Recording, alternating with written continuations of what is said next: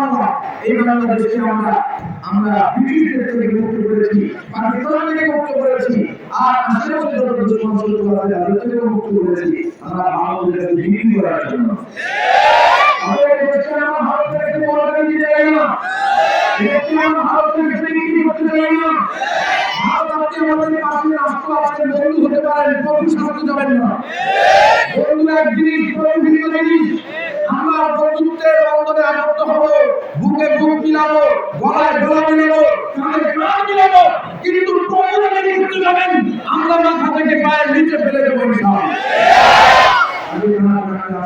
হাতে হাত রাখিয়ে আসুন, দল নাই, মত নাই, মুসলিম হিন্দু ভেদাভেদ নাই।